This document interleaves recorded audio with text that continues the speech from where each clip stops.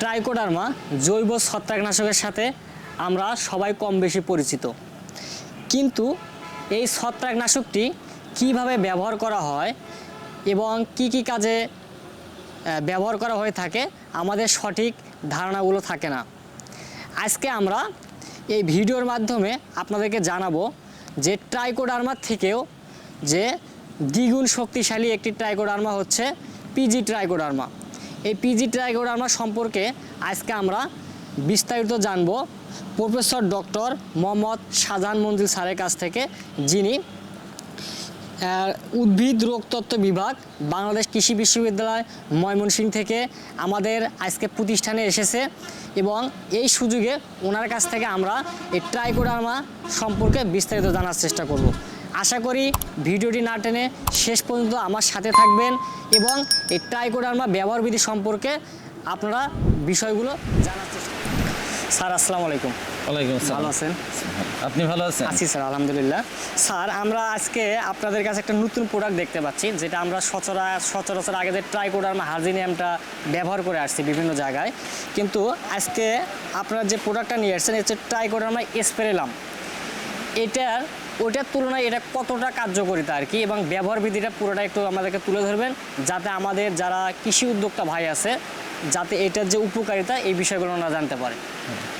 আসলে বাংলাদেশ তথা সারা বিশ্বে ট্রাইকোডার্মার কয়েকটা প্রজাতি ব্যবহার হয়। জি স্যার। এর মধ্যে ট্রাইকোডার্মা হার্জিয়ানাম, ট্রাইকোডার্মা ভিরিডি এবং ট্রাইকোডার্মা অ্যাসপেরেলাম, এই তিনটা প্রজাতি সবচেয়ে বেশি ব্যবহার হয়।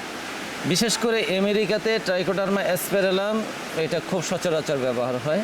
এটা যেহেতু খুব ভালো একটা প্রজাতি এবং এটা ট্রাইকোডার্মা ভিরিডি এটার সাথে খুব মিল আছে, প্রায় 80% মিল ট্রাইকোডার্মা ভিরিডির সাথে আছে আর কি।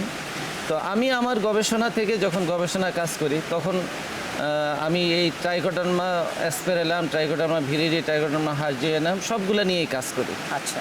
এখন কাজ করতে করতে আমি দেখলাম যে ট্রাইকোডার্মা অ্যাসপেরেলাম সেটার কিছু বিশেষ বৈশিষ্ট্য আছে, যেটা অন্যগুলাতে হয়তো পাওয়া যায় কিন্তু ততভাবে প্রকটভাবে পাওয়া যায় না, বা বৈশিষ্ট্য হিসাবে এত পাওয়া যায় না। এটার প্রথম বৈশিষ্ট্যটা হলো এটা নিজে একটা ছত্রাক এবং এটা অন্য ছত্রাকের উপর এটা আক্রমণ করে। অতএব এটা শুধুমাত্র মাটিবাহিত ছত্রাক না, মাটিবাহিত ছত্রাক আমরা নাম জানি ফিউজেরিয়াম, রাইজোক্টোনিয়া, এই ধরনের ছত্রাককে আমরা মাটিবাহিত, যেগুলো মাটিতে থাকে, শুধু এগুলোর উপর কাজ করে না, বরং গাছের পাতা কাণ্ডে যেই ছত্রাকগুলো কাজ করে তার বিরুদ্ধেও এটা কাজ করে। আচ্ছা।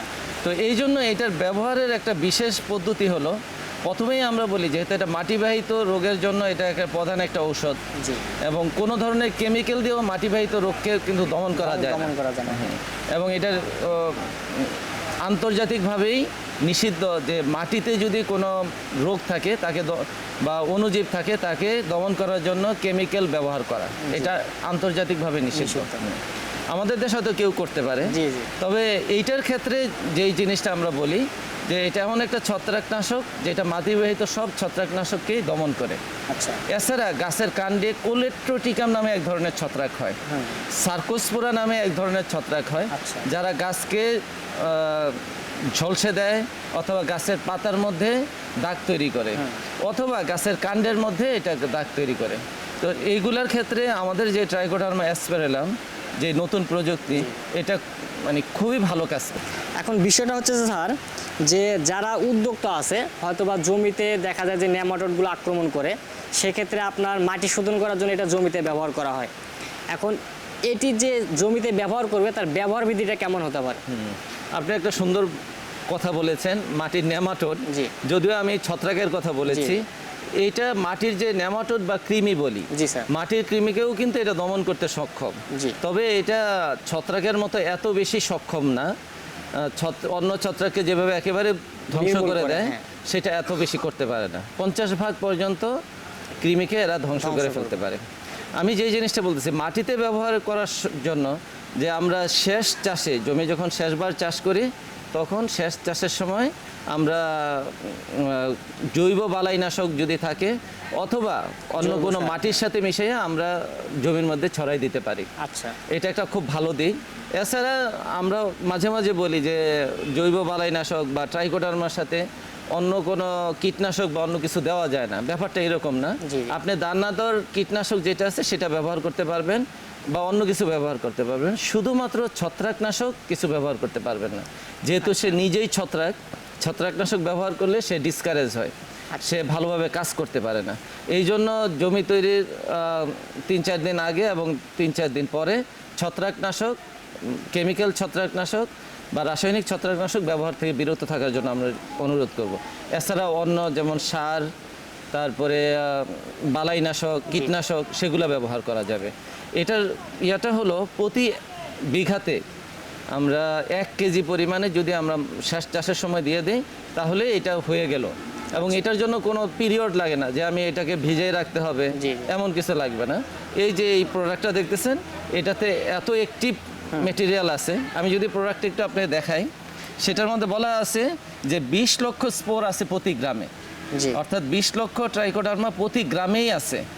অতএব এটা যদি 500 গ্রামের একটা প্যাকেট হয় তাহলে কতগুলা ট্রাইকোডার্মা আছে, হিউজ পরিমাণে ট্রাইকোডার্মা এখানে বিদ্যমান আছে। আচ্ছা, এটা স্যার আমরা জানলাম যে জমি শোধন করার ক্ষেত্রে। এখন দেখা যায় যখন আমরা চারা মূল জমিতে রোপণ করি, ঠিক আপনার ওই যে ফুল ফল আসার আগ মুহূর্তে যে গাছের যে ঢলে পড়া বা ব্যাকটেরিয়া উইল্ড আক্রমণ করে, সেক্ষেত্রে সে সময় যদি এটা প্রয়োগ করা হয় সেক্ষেত্রে রেজাল্টটা কেমন পাওয়া যাবে? আচ্ছা, এখানে একটা জিনিস বলে রাখা ভালো, আমরা যদি মাটিতে প্রয়োগ করে গাছকে লাগাই দিই বা বপন করি, রোপণ করি, যেটাই করি, সেক্ষেত্রে আমাদের ঢলে পড়া রোগের হার 90% কমে যাবে, এত কোনো সন্দেহ নেই। তারপরে যদি আমরা 1 মাস পর পর এটা আমরা প্রয়োগ করতে থাকি তাহলে ওই ধরনের রোগের আসার প্রশ্নই আসে না। কিন্তু যদি এসে যায় তাহলে যেটা ঢলে পড়ে গেছে সেটাকে আসলে প্রতিকার করা আসলে সম্ভব না। এই জন্য তখনও আমরা যেগুলো ভালো গাছ আছে সেগুলোকে জমি যদি একটু স্যাঁতসেঁতে থাকে তাকে একটু শুকিয়ে আমরা তখন এই ট্রাইকোডার্মা অ্যাসপেরেলাম প্রয়োগ করতে পারি। এটার ক্ষেত্রেও সে ভালো ফল দিবে। কিন্তু এখানে আমি আবারও বলতেছি যেটা একেবারে ঢলে পড়ে গেছে সেটাকে পুনরুদ্ধার করা এখানে সম্ভব হবে না। ঠিক আছে স্যার, আর হচ্ছে এটা যে গাছে প্রয়োগটা কিভাবে করবে এবং মাত্রাটা কীরকম হতে পারে? গাছে প্রয়োগের ক্ষেত্রে আমরা আরও কয়েকভাবে করি, যেমন এটা বীজ শোধন করার একটা পদ্ধতি আছে। যদি এই পাউডারটা সরাসরি বীজের সাথে মিশাইয়া বীজকে আমি ব্যবহার করতে পারি, অন্য কোনো মাধ্যম দরকার নেই। আর দ্বিতীয় হচ্ছে গাছের স্প্রে। আমরা প্রতি লিটার পানিতে 3 থেকে 5 গ্রাম এই ট্রাইকোডার্মা পাউডার বা পিজি ট্রাইকোডার্মা পাউডার বলি আমরা, এটা মিশিয়ে গাছে আমরা স্প্রে করতে পারি। এটার ডোজ আসলে বলা কঠিন, কারণ ছোট গাছে কম পরিমাণে লাগে, বড় গাছে বেশি পরিমাণে লাগে। এই জন্য আমাদের যেই ফর্মুলাটা হলো 3 থেকে 5 গ্রাম প্রতি লিটারে আমরা মিশিয়ে এটা আমরা স্প্রে করি। এছাড়া এটাকে আরও একটা কাজে খুব ভালো করে, যারা বিশেষ করে কম্পোস্ট তৈরি করেন, ট্রাইকো কম্পোস্ট তৈরি করেন, এটা সরাসরি ট্রাইকো কম্পোস্ট তৈরিতে এটা ব্যবহার করতে পারেন। এবং অন্যদের যে হার এটা একই হারে ব্যবহার করা যায়। এবং আমাদের গবেষণার ফলাফল হলো অতি উত্তম মানের ট্রাইকোডার্মা বা ট্রাইকো কম্পোস্ট এটার মধ্যে তৈরি করা সম্ভব। দর্শক বন্ধুরা, আপনারা সরাসরি সারের কাছ থেকে জানলেন যে কিভাবে এই ট্রাইকোডার্মাটা জমিতে ব্যবহার করা হয় এবং গাছে স্প্রে করা হয়। আমরা অতীতে যে ট্রাইকোডার্মাটি ব্যবহার করছি তার থেকে দ্বিগুণ কার্যকর হচ্ছে পিজি ট্রাইকোডার্মা। এই বিষয়গুলো আপনারা সরাসরি সারের কাছ থেকে জানলেন। এবং আপনারা যারা এই ট্রাইকোডার্মাগুলো সংগ্রহ করতে চান তারা চাইলে আমাদের স্ক্রিনের নাম্বারে যোগাযোগ করে অর্ডারগুলো কনফার্ম করতে পারেন। আমরা সুন্দরবন কুরিয়ারের মাধ্যমে সারা বাংলাদেশেই এই পণ্যটি সরবরাহ করে আসছি। ঠিক আছে স্যার, আপনাকে অসংখ্য ধন্যবাদ। আপনাকেও ধন্যবাদ এই পিজি আর ট্রাইকোডার্মা সম্পর্কে আমাদেরকে বা আমাদের দর্শককে ধারণা দেওয়ার জন্য।